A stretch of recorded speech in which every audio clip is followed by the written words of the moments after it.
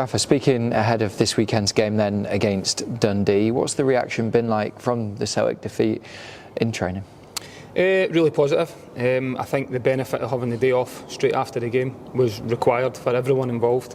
There was a lot of frustration after the game because of probably the manner of the goals we conceded and the nature of that, the self-inflicted nature of it. But I think once the dust settles and then you reflect as a group and individually, there was still many positives to come from the game in terms of the improvement from the first game to the second game. I've been there myself as a player. 2-0 down after 15 minutes, that could have went the other way completely, and Celtic are good enough to go and win 4-5-6. We've seen that many times before, so to stay in the game as long as we did and then to come back into the game was great.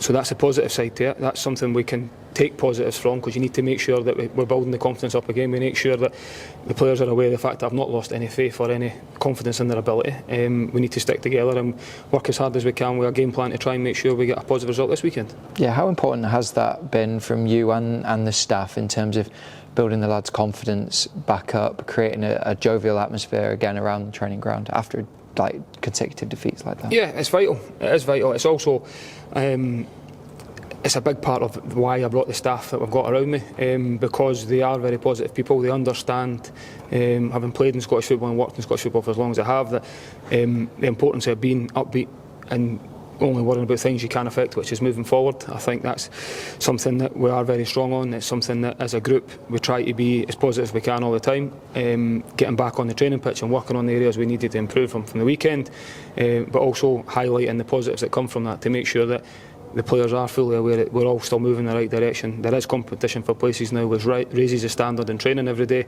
and it's about being as competitive as we can be every day. Yeah, and obviously we're back at home on Saturday as well. How important is that, and what kind of factor could that play? It's great because, listen, it's a game we're all looking forward to now, because it's something that the last two games have been really difficult, and I think the confidence we can take from is the way we have played at home already. We need to make sure we're on the front foot playing.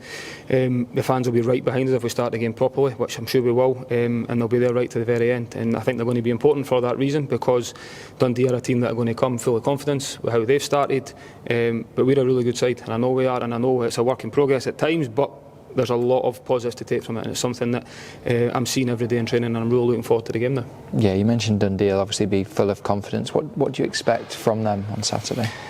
I think, listen, they've got good players, good individuals. They're also very organised. Tony's done a fantastic job there, how they've started the season, and also how they've done last year.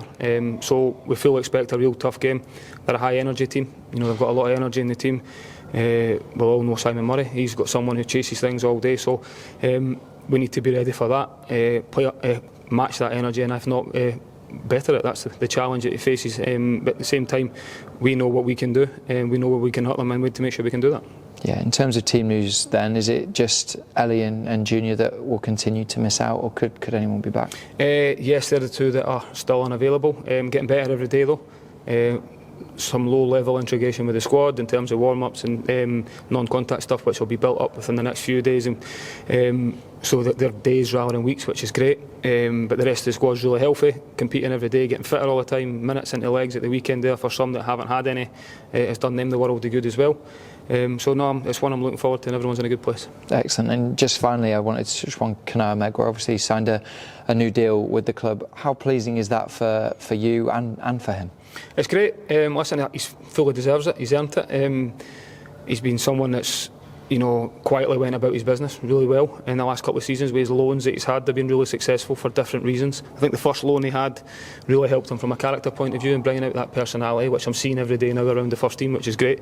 And then going out and playing for Airdrie last year done him the world of good in terms of his confidence on the ball, and trusting his ability, which we want to see more of. It's something we push him on every single day.